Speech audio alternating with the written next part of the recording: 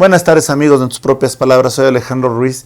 Y miren, parte de lo que es el comercio exterior siempre nos ha interesado porque realmente respetamos, admiramos y apreciamos mucho la labor de los emprendedores, los empresarios, las cámaras de comercio, los órganos de comercio internacional y obviamente las instituciones privadas que se dedican a apoyarlo. En ese sentido, el día de hoy tenemos a un gran maestro que ha estado con nosotros aquí. De hecho, es un gran amigo en principio Astele, por eso me lo puse, porque él estaba desde hace años aquí apoyándonos con su cátedra o con sus charlas, y después Wow TV. El maestro Arnulfo Gómez. Arnulfo, gracias por estar aquí con nosotros una vez más. Y yo tengo muchas preguntas que hacerte en la materia de comercio exterior. Qué bueno. Porque realmente, antes de entrar a un tema en específico, nada más platícanos un poquito. ¿Qué ha pasado con el comercio exterior de México en este sexenio? Pues fue una continuación de lo que habíamos sufrido en los 24 años anteriores. Es decir, desde que firmamos el Tratado de Libre Comercio, supuestamente para generar mayor bienestar en México, ha sido terrible. ¿Por qué? Porque sí, las cifras de comercio han crecido, pero no ha crecido el valor agregado. Al contrario, cada día es menor valor agregado en lo que nosotros exportamos. Y el ejemplo más emblemático de este problema es la industria automotriz. ¿Por qué? Porque en 1962, cuando se creó el decreto automotriz, el parámetro para, para el trabajo era 35% de valor agregado nacional en cada auto. Y hasta 1993 permaneció esto. Pero ¿qué pasa? En 2019, con datos de Bancomex, el valor agregado en cada vehículo ya nada más era 26%. Entonces dice uno, ¿qué pasó? El Tratado de Libre Comercio tenía un proceso de desgravación de 10 años a través del cual íbamos a incrementar el valor de contenido regional y evidentemente el nacional. Pero ¿qué pasó? Que el regional sí se incrementó, pero el nacional no. Entonces, ¿qué es lo que pasó? Que nuestra industria no tuvo elementos para incrementar ese valor. Ahora bien, de la inversión que tenemos en el 2018 al día de hoy, ¿qué tanta inversión nueva generó estos 5 años? Muy poca. Bueno, casi 6 años. Es decir, la inversión en México, desde que entró en vigor el Tratado de Libre Comercio, prácticamente ha sido la misma. Bueno, 1994 fue el año que tuvimos mayor participación en la captación de inversión extranjera mundial. Fue 4.9. El año pasado fue 2.16. Perdón, 4.9 o 2.16, ¿con relación a qué? A la inversión mundial. Ok, a la inversión mundial. Inversión mundial. Entonces, ¿qué pasa? Que todos nos dicen que el año pasado fue el máximo, el récord de inversión extranjera. Y no, pues con las cifras de la UNTAD, el año pasado recibimos 500 millones menos que en el 2022. O sea, son 36.100 y 36.600. Pero son, en el 2023 fueron 500 dólares menos que el año anterior. Ahora, en el 2019, si no mal recuerdo, vino la sustitución del TEMEC, del Telecan por el TEMEC, del NAFTA pasó al TEMEC. Hubo algunas mejoras, otras regresiones, etcétera, pero ¿qué tanto nos ha beneficiado el TEMEC en estos 4 años? En nada. ¿Por qué?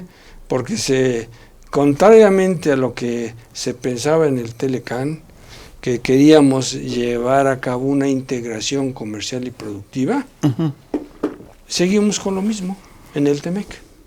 Es decir, no varió mucho la verborrea de todos, pero los beneficios son terriblemente bajos. Nosotros éramos en el año 2000 éramos la 8ª economía mundial. El año pasado ya fuimos la 15ª. Entonces, ¿pero qué pasó en el Inter? Quiere decir que cada día participamos menos en la producción mundial. Y en lo único que hemos contribuido más es con la generación o el incremento de la población. Entonces, vamos a decir, nuestro PIB per cápita pasó de ser el número 42 a ser el número 76 en ese mismo periodo. Wow. Ahora, una de las cosas que también, hablando de lo importante que se está viviendo con las elecciones, las democracias y todo, platícanos un poquito de la cláusula democrática que se estableció en el TEMEC.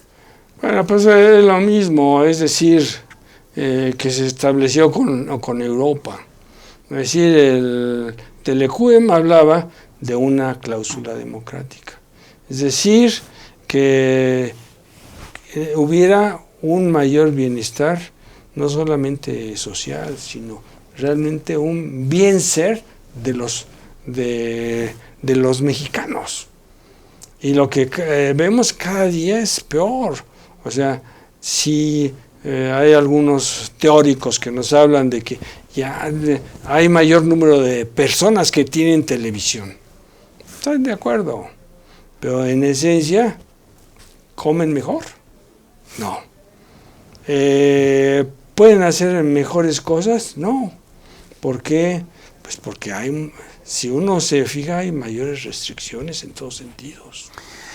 Bueno, eso es interesante.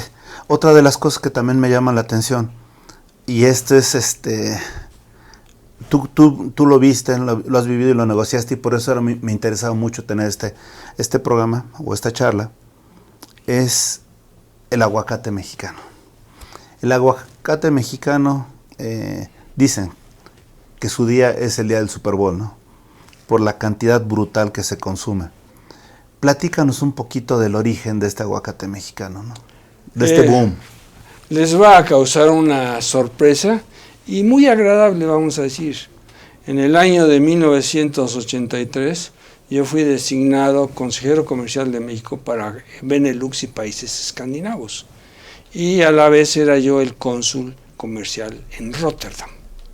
Entonces para mí fue muy agradable llegar en enero de 84 a Rotterdam. Mi esposa, siempre que me trasladaban, llegaba después para tener un ambiente confortable, tener un lugar donde estuvieran los niños y demás. Y lo primero que me preguntó la secretaria, dice, oiga, licenciado, ¿usted va a querer tortillas? ¿Tortillas? ¿De qué tú las haces o qué? Dice, no, hay un teléfono ahí que hablamos. Y al día siguiente llegan las tortillas. Yo, pues, hay que esperar a que llegue mi esposa. Entonces, claro, cuando llegó mi esposa, ya nos acomodamos. Yo tenía mi oficina en Rotterdam y mi casa en La Haya, que son 35 kilómetros, si mal no recuerdo. Muy fácil de trasladarse, por cierto. Y ya cuando estábamos bien asentados, pedimos tortillas. Le dije, guárdame la etiqueta. Y al día siguiente que llegué a la oficina, hablé a ese lugar y me contestó un señor holandés. Le digo, ya sabe qué, mire, yo soy el cónsul en Rotterdam y esto y lo otro, y me llama la atención que usted se dedique a la fabricación de tortillas. Uh-huh. Dice, pues sí, yo fabrico. ¿Y qué más fabrica usted? Dice, totopos. Digo, oiga, pues yo quisiera visitarlo. Dice, bueno, mire, yo estoy cerca de la frontera con Alemania y ese es el origen de las tortillas y los totopos. ¿Por qué? Porque del otro lado de la frontera en aquella época Alemania estaba dividida en 4 sectores: británico, francés, ruso y americano. Y casualmente enfrente de mi pueblo hay un fuerte norteamericano. Y en ese fuerte norteamericano hay muchos soldados de origen mexicano. Entonces a mí se me ocurrió fabricar tortillas. Y después otro me dijo, totopos también, por todo lo que se te queda por ahí. Entonces dije, pues si me permite yo voy a visitarlo. Dice, no. La primera cosa que me llama la atención, me dijo el señor Demenen, es que alguien después de 12 años de que fabrico tortillas, me llame de la embajada. Entonces, permítame yo voy a un viaje a Rotterdam y paso a visitarlo. Fue una persona muy amable, me dice, ya me volvió a repetir que él era panadero y que se le había ocurrido hacer tortillas. Dice, pero yo quiero hacer más con mis productos. Entonces le dije, pues mire, la verdad es que las tortillas que comí, y lo digo sin querer criticar, son mejores que las que comemos aquí. Ok. Son realmente tortillas muy buenas. Y le dije, entonces dice, ¿qué puedo hacer con mis tortillas para...? Digo, normalmente ¿para qué las venden? Dice, para tacos. Digo, no, pues lo que usted tiene que hacer es hacer recetas. ¿Para qué? Para que pueda vender. La gente los consuma como enchiladas, enmoladas, enfrijoladas, quesadillas y todo lo que se les ocurra. Dice, oiga, eso está bueno. Dice, y con los totopos, le digo, con los totopos mucho mejor. Dice, ¿por qué? Le digo, porque mire, en principio, tal y cual los vende usted, puede hacer chilaquiles. Pero a los totopos les puede poner sabores. De queso, de chile, de adobo, de chipotle, de lo que se le ocurra. Dice, oiga, qué interesante. Y entonces ya empezamos dice, me gusta mucho eso. Y entonces, digo, pero además hay una cosa importantísima. Digo, nosotros normalmente cuando comemos tortillas o totopos, usamos mucho el aguacate. Y ya sea como aguacate en rebanadas o como guacamole. Dice, ¿y cómo es? Ya le expliqué. Me gusta eso. Y entonces fue una cosa muy agradable, porque aparte de que él además me expuso cuál era su mercado. Eran los fuertes norteamericanos en Alemania y algunos restaurantes ahí en Holanda. Casualmente, él tenía una tienda en la que después fue mi casa, en el barrio de Wassenaar, que era un barrio donde había mucho extranjero y mucho diplomático. Entonces, viendo eso, empecé a maquinar. Entonces hablé con el director del puerto de Rotterdam. Dice, en principio vamos a dar una vuelta por el puerto. No, y se sorprende uno. Sobre el río, eran 20 kilómetros de muelle de un lado y 20 kilómetros del otro lado. Y dice, y mira, aquí está el muelle que tiene destinado Brasil para la importación de jugo de naranja. Dice, entonces todo nuestro puerto está especializado en cierto tipo de material. Y bueno, pues ya fue un paseo muy agradable, pero además muy educativo. Y todo eran ya containers ahí. Estábamos hablando de hace 44 años, 40 años. Y todo muy bien. Entonces ya empecé a trabajar mis ideas, y como yo estaba acreditado ante la Comunidad Económica Europea, pedí a la Comunidad Económica Europea que nos financiaran el proyecto de promoción y exportación de aguacate a Europa. Okay. Y ellos accedieron, nos dieron 250,000 unidades de cuenta, y ya las cosas se desarrollaron muy bien hasta que el 31 de julio de 1985 renuncié al Instituto Mexicano de Comercio Exterior. ¿Por qué? Porque la mayor, de las 5 personas que tenía yo como subalternos, 4 eran recomendados. Y era muy difícil porque eran recomendados del más alto nivel. Y lo bueno es que una de las asistentes vivía en París y era mi asistente. No, pues sí, y súper cerca, ¿no? Muy cerca, le dije, pero es la que menos lata me dio. Sí, seguro. Estaba lejos. Entonces, ¿qué pasó? Que yo me vine a México, empecé a trabajar en un astillero en Guaymas. ¿Por qué? Porque yo no quería saber nada del gobierno en aquella época. O sea, cambiaste del Atlántico por el Pacífico. Así es. Me fui allá y realmente pasamos un año, 4 meses y 23 días ahí. Y ya regresé, entré a trabajar en la iniciativa privada con Pricewaterhouse y después me llamaron de Bancomex para ser consejero para Europa. Entonces, lo primero que yo pregunté, ¿y qué pasó con el proyecto del aguacate que se aprobó ya? Pues pregúntale al encargado del sector agrícola. Y ya llegué y digo, oye, dice, no, mira, yo no tengo tiempo de eso. Y tengo mucho trabajo, le digo. Y si apenas empieza, le digo, bueno, ¿no lo vas a usar tú? No, yo lo hice. Entonces, en el año de 87, yo empecé a viajar con un consultor que pagó la comunidad a través de ese mecanismo, y viajábamos frecuentemente a Michoacán. ¿Y qué decíamos? Analizamos y al final lo que se decidió era iniciar un proyecto, pero iniciarlo bien. No podía participar cualquiera, sino que habíamos escogido 8 productores de aguacate. ¿Y qué más? Unas empacadoras, 2 si mal lo recuerdo. ¿Para qué? Porque había que cumplir con normas.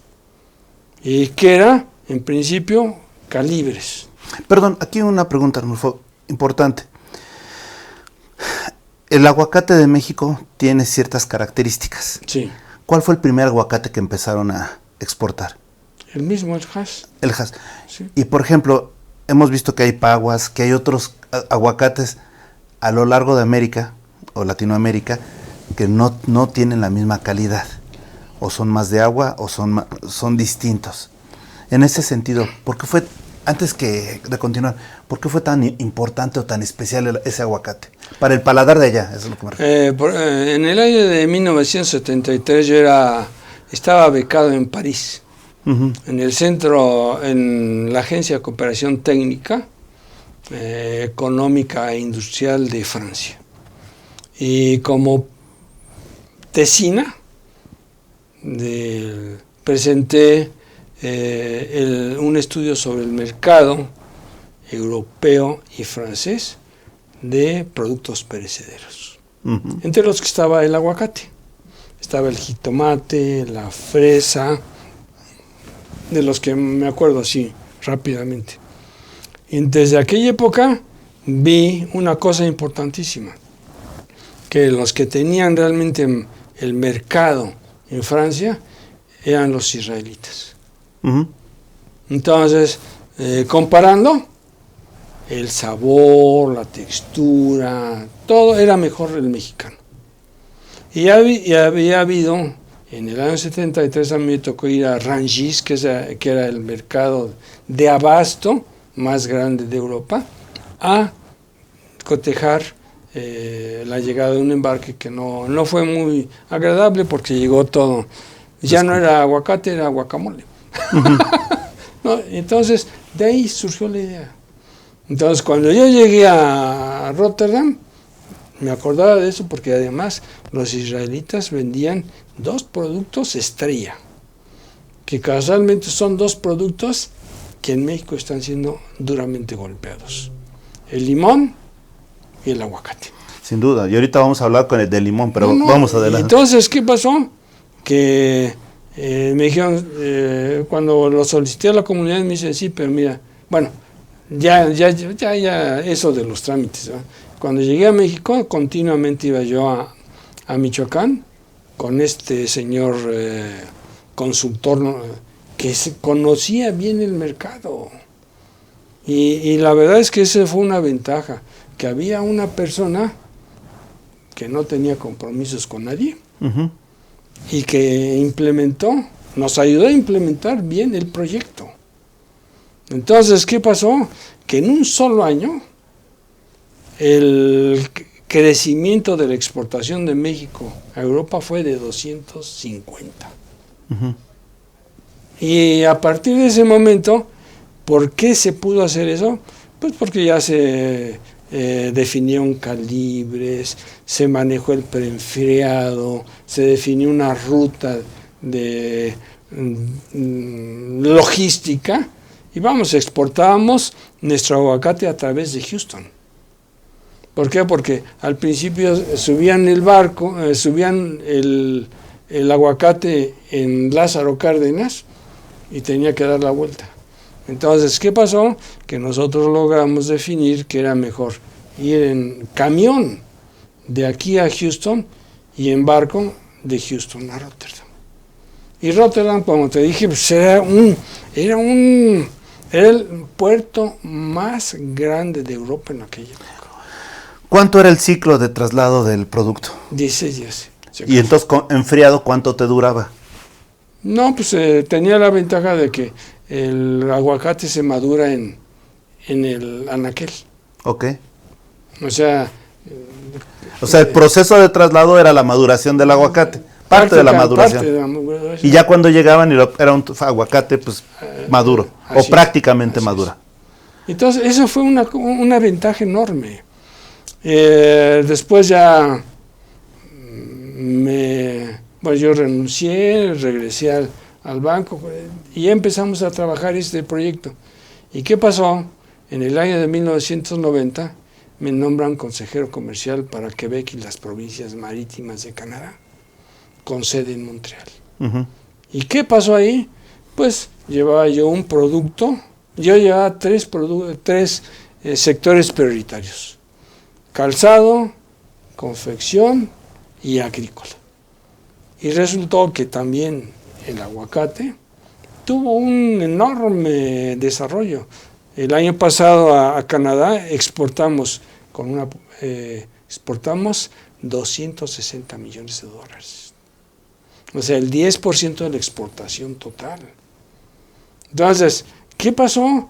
Que esos 3 años de exportación a Canadá y después la entrada en vigor del Tratado de Libre Comercio sirvieron de base para demostrar que la experiencia adquirida en la exportación a Europa y en la exportación a Canadá y el cuidado que se le daba a los embarques era adecuado para no contaminar algo en Estados Unidos. Entonces, ¿qué pasó?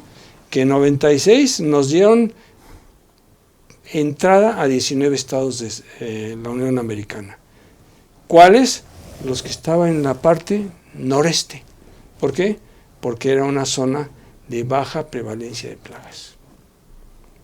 Y en México, el único estado que podía exportar era Michoacán, porque el único estado que había sido certificado por el Departamento de Agricultura de Estados Unidos como libre de plagas. Después de 19 nos dieron 2 estados más y después la Unión. Los últimos en entrar en ese proceso fueron Florida y Hawái. Pero ya a los 50 estados ya podemos exportar. Ahí me detengo tantito. O sea, donde ha sido impresionante el crecimiento del consumo del aguacate, es California, obviamente, por tanto latino y sobre todo en áreas latinas. Pero ¿cómo vieron ustedes, cómo le dieron seguimiento al desarrollo del paladar americano en favor del aguacate? Bueno, la verdad es que ahí tenemos que hablar de de nuestros esforzados mexicanos que van allá. O sea, pues normalmente, bueno, nosotros cuando llegamos a España, pues realizamos una semana mexicana en el Corte Inglés y había tacos de canasta, cosas de ese tipo, había cerveza y demás. Entonces mi esposa, pues la semana esa comíamos mexicano. Pero también pasó en Estados Unidos. ¿Hacia dónde iban los mexicanos? Hacia productos que conocían. Hablemos de la cerveza. Era más fácil pedir una Corona que una Budweiser. Y hasta en eso hay que pensar el nombre de los productos. Entonces, realmente, California era un país, era un estado que impidió durante 83 años el ingreso de aguacate mexicano a Estados Unidos. ¿Por qué? Porque California produce. Inclusive la marca más famosa de ellos se llama Calavo, que quiere decir California Avocado. Entonces ya tenían ahí una base que se expandió por todo Estados Unidos. Pero voy de nuevo, perdón, a lo que te preguntaba hace unos momentos. El aguacate mexicano tiene ciertas propiedades que no tiene, obviamente, ¿cómo se dieron cuenta de esa diferencia? Al momento de apreciarlo, con los estudios, que era más de agua, o ¿cómo fue? No, desde que yo llegué a París, cuando yo hice la comparación de lo que consumíamos ahí de aguacate a veces, dije, no, pues es mejor mexicano, mucho mejor. Y vamos, al final, ahora estamos descubriendo además otras cosas, que el aguacate, por ejemplo, elimina mucho el colesterol. Uh-huh. Que en la próstata tiene una incidencia muy positiva. Uh-huh. Y después ya uno va viendo que el aguacate tiene muchas propiedades, tiene más propiedades que algunos políticos. No, bueno, algunos nada más, uno que otro nada más. Ahora, algo que también me gusta, por ejemplo, yo recuerdo en los 90s, finales de los 90s, el gran esfuerzo mercadológico de Colombia por posicionar, por ejemplo, el café. Sí. A nivel mundial. ¿Aquí hubo algún esfuerzo para posicionar el aguacate? Sí, realmente ya hay una marca México, Aguacate de México, que es es parte del proceso. ¿Por qué? Porque hay varias marcas. Uh-huh. Es decir, pero marcas que afortunadamente han logrado cumplir con los protocolos. Porque eso es bien importante. ¿Qué pasó hace 2 años? Venía el Super Bowl. Y el Super Bowl es la época en donde más se consume el aguacate. Entonces, ¿qué pasó? Que un inspector de Estados Unidos, porque tienen inspectores destacados aquí, se dio cuenta que entraba un camión a una empacadora. Dice, ¿ese camión de dónde viene? Era un camión de Puebla. Entonces iban a procesar el aguacate poblano como aguacate. Lo iban a empacar. Entonces, ¿qué pasó? Que dijo, no entra. ¿Qué pasó también? Que el inspector fue amenazado telefónicamente. Y no fue el Departamento de Agricultura el que prohibió la exportación de aguacate mexicano a Estados Unidos. Fue el Departamento de Estado. Hace 2 años, antes del Super Bowl. Uh-huh. Y bueno, como tú lo dices, es la época en que más se consume el aguacate mexicano en Estados Unidos. Y no sé, creo que te llegó un documento que hice hace poco, que hablaba de que el aguacate mexicano aparecía allí en el libro de Guinness como la exposición más grande de fruta en Estados Unidos en un centro comercial en Dallas. Entonces, realmente lo que nosotros hemos logrado es tener un producto de óptima calidad y de consumo consuetudinario en Estados Unidos. Pero debemos de tener mucho cuidado con eso. ¿Por qué? Porque cuando yo llegué a España, nosotros, los mexicanos, éramos los principales proveedores de garbanzo a España. Y en aquella época me acuerdo, la tonelada de garbanzo era $1,000, porque era un garbanzo que tenía una textura mejor, un tiempo de cochura también mejor y demás, y tenía calibres muy grandes. ¿Y qué pasó? Que ahora creo que cuesta $500 la tonelada, porque alguien dijo, hay que romper el monopolio de las empresas importadoras. Pero las empresas importadoras muchas veces ayudan mucho. ¿Por qué? Porque cabildean, ayudan a eliminar problemas, y todo eso había pasado con el garbanzo. Es más, nos dieron una cuota que era de 40,000 toneladas al año en España, sin impuestos compensatorios. ¿Y qué pasaba? Que eso duraba 3 meses, cuando nosotros teníamos tiempo, la posibilidad de exportar. Pero al tratar de romper el monopolio, dijeron, bueno, pues tú cabildea. ¿Y qué pasó? Que ya no hubo ese control. Ese control y esa ayuda de los mismos importadores. Y con el aguacate tenemos el caso de Colombia. Colombia fue muy exitoso cuando yo llegué a España.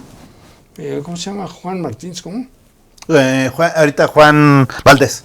Juan Valdés. Iba uno por la calle de Preciados, que es la calle más comercial de Madrid, y ahí estaban las cafeterías de los colombianos. Y hay que tener cuidado, porque actualmente el segundo productor de aguacate es Colombia. Entonces, dice uno, oye, pues, y vamos. ¿Te acordarás que yo también hablé del TPP-11? Claro. ¿Y cuál era el objetivo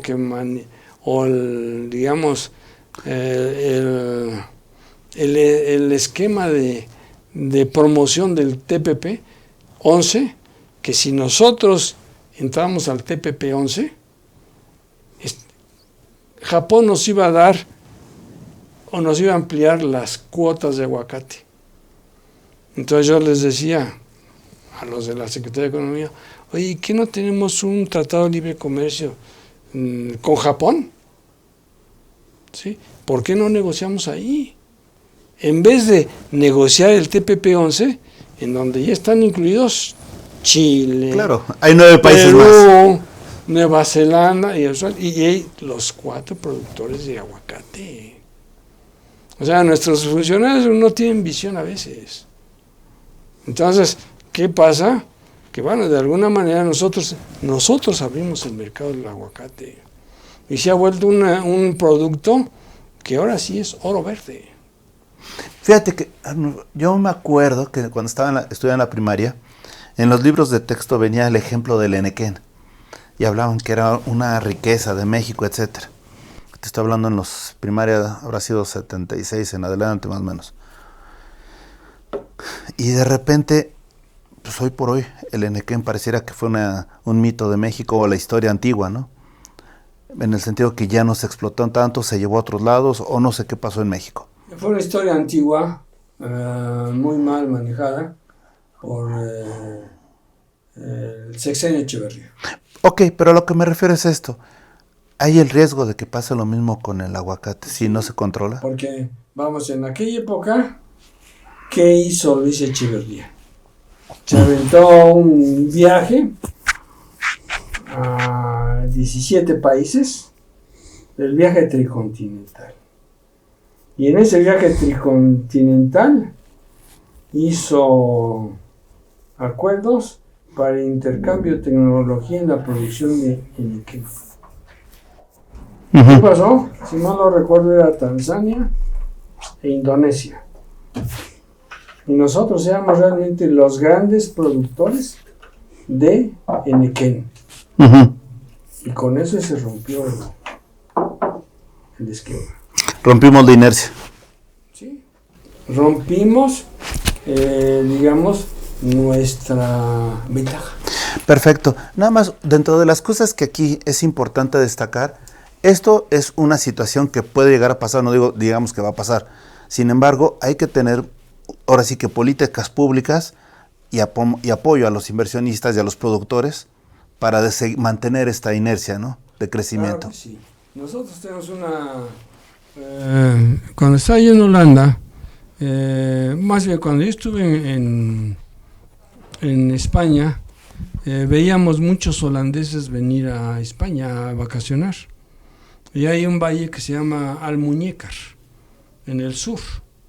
¿Y qué pasa? Que ese valle ahora produce aguacates, muchos de ellos por holandeses que se fijaron en el clima. Pero ¿qué es lo que tenemos que tener mucho cuidado?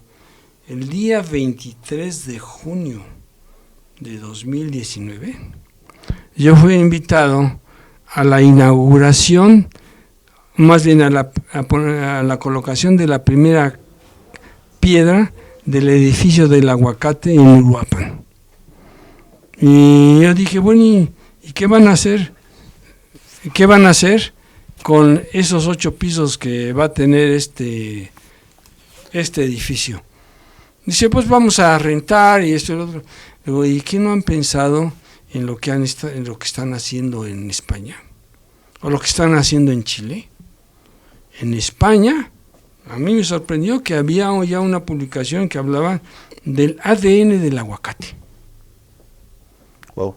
Y que hablaba de los sistemas de riego en Chile. ¿Y nosotros qué tenemos? Enorme deforestación,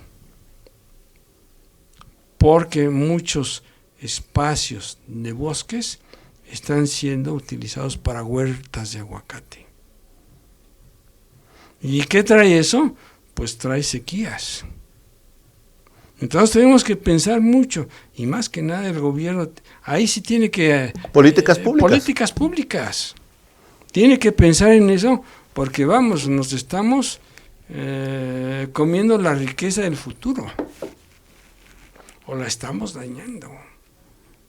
Y bueno, ya tenemos otro estado que puede exportar, Jalisco.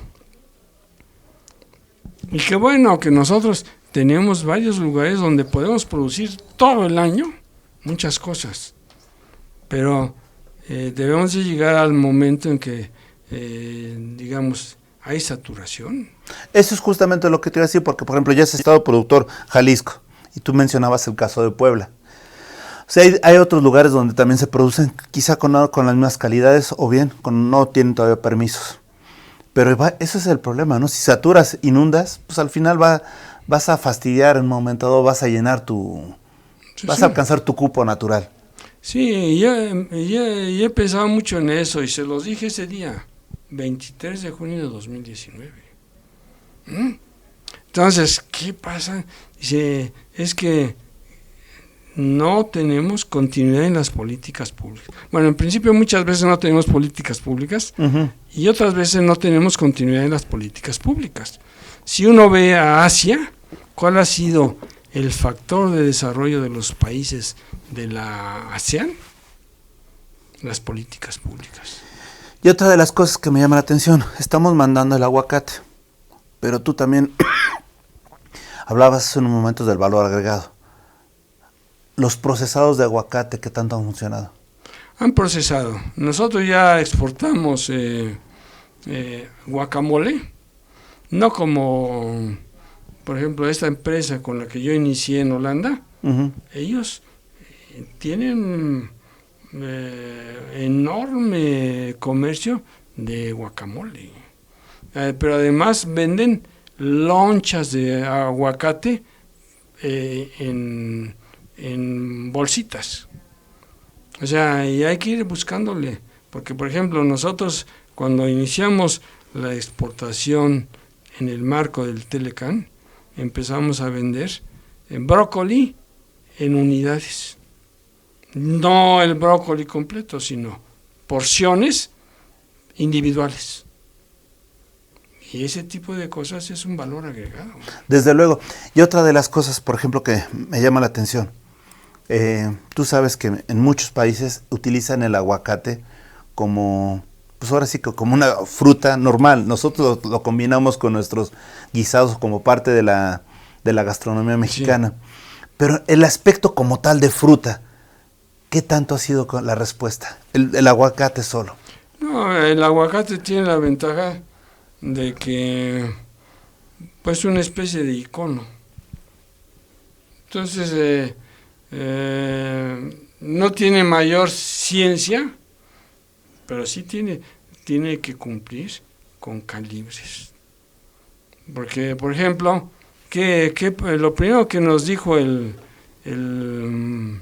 consultor de la Unión Europea, de la Comunidad Económica Europea, llegamos hasta el final de la cadena de procesamiento y dice, y aquí termina la montaña rusa, ¿verdad? Porque dice, mira, fíjate cómo están las rampas. Las rampas no deben de ser, no deben tener una inclinación mayor a tanto. Uh-huh.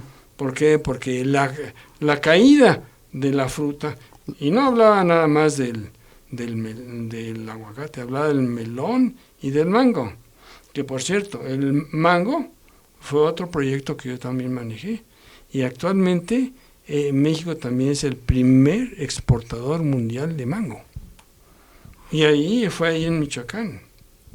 Pero ¿qué pasa? Que todo eso que señaló, uh-huh, mejoraba, digamos, la calidad del producto. Entonces, pero no hay mucho que ver del aguacate, nada más que eso sea... ¿Y el caso del limón qué pasa? El caso del limón también es una cosa tremenda, porque, por ejemplo, nosotros somos grandes exportadores. Primero, bueno, vamos a hablar del limón, pero también somos grandes exportadores de cáscara de limón. ¿Y dónde se da eso? Allá por Colima. ¿Y para qué quieren la cáscara de limón? Una empresa danesa vino a México y lo que hacen es que la cáscara de limón tiene enzimas.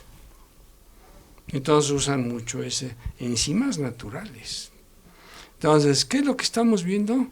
Ayer que mandé una nota sobre el problema del aguacate, del limón, me dice un amigo, dice, fíjate, hace 20 años, exactamente hace 20 años, yo me quise meter al proyecto del limón, pero estando ahí, mataron a 2 productores porque no cumplían con el derecho de piso. No, y eso es básico. O sea, estamos hablando de 20 años. Sí, estamos hablando de que tiene que también el Estado garantizar la seguridad de todos. Exactamente. ¿No? Pero miren, tú sabes que no me cae muy bien Álvaro Obregón, ¿verdad? No. Pero él fue el que inició el proceso del derecho de piso. Cuando él regresó de la revolución, él les cobraba a todos los garbanceros de Sonora derecho de piso. ¿Por qué? Porque era el que comercializaba. Oye, perdón, y otra de las cosas que sí es importante y a la gente que nos está viendo, perdón, ¿cuál es tu página de internet? Para que la gente, la verdad es que tú haces unos estudios brutales, informados sobre los diversos aspectos de comercio exterior, para que la gente nos diga cuál sería tu página de internet, Arnulfo. Yo tengo dos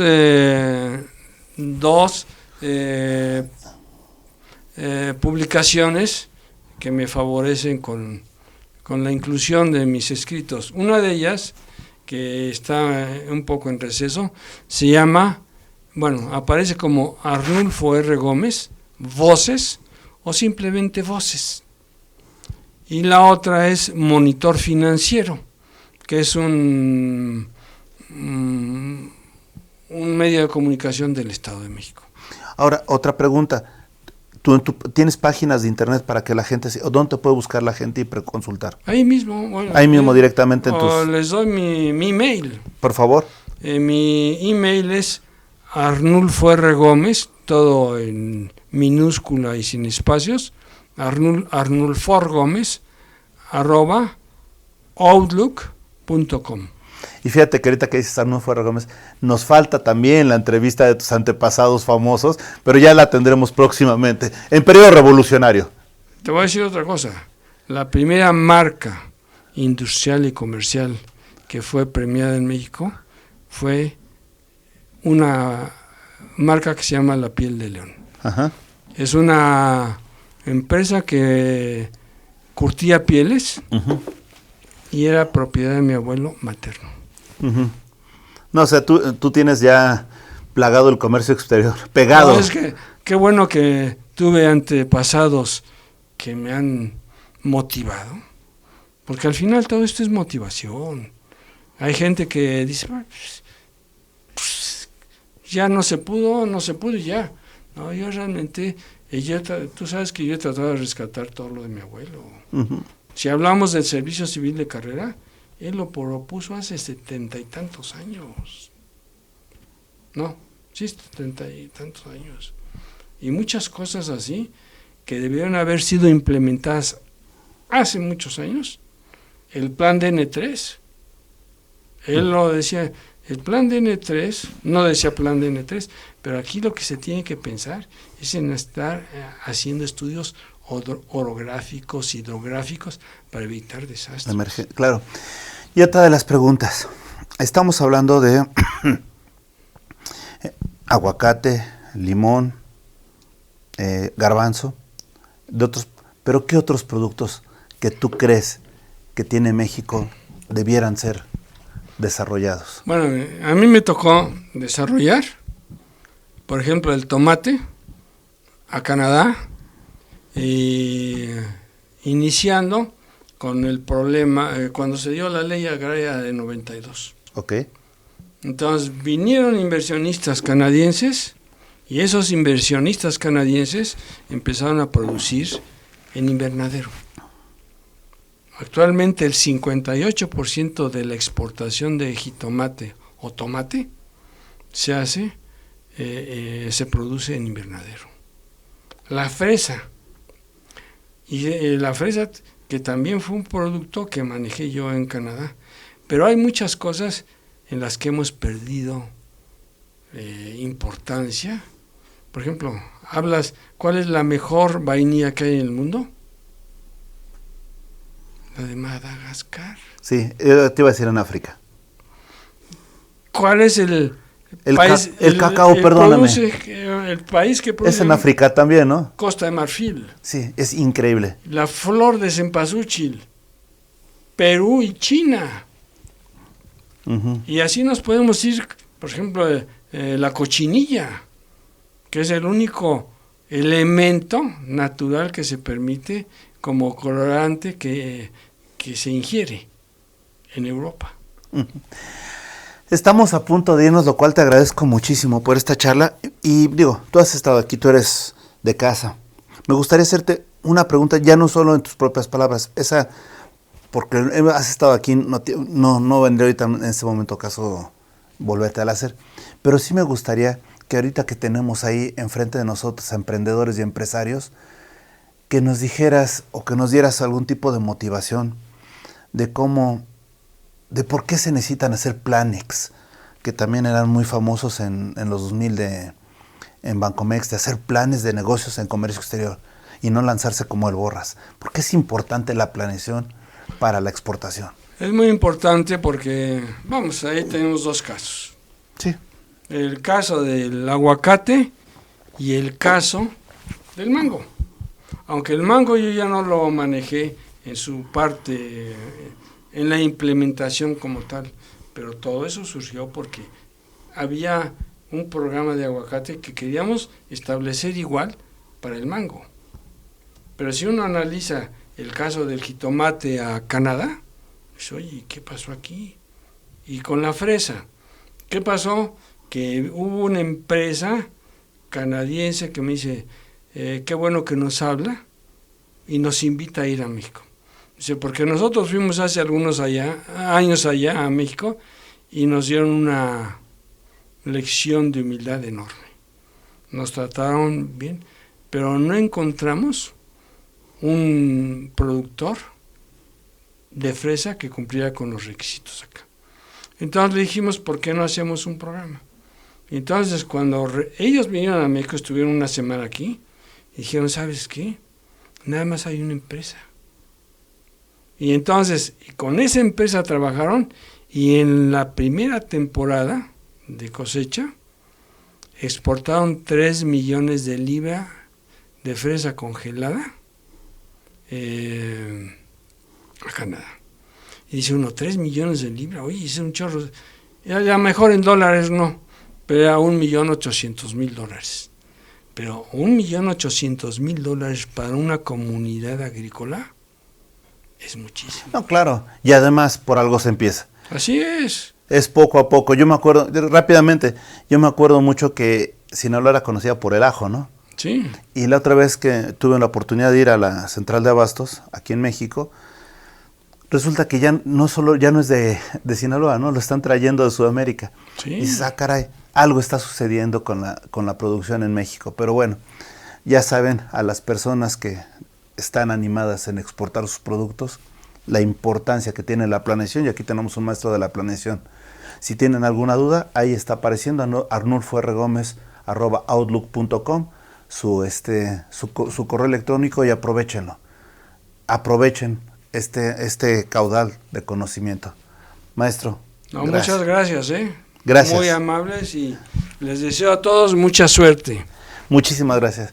Y sobre todo gracias a ustedes que nos dan su atención y el privilegio de su tiempo. Muchísimas gracias y hasta la próxima.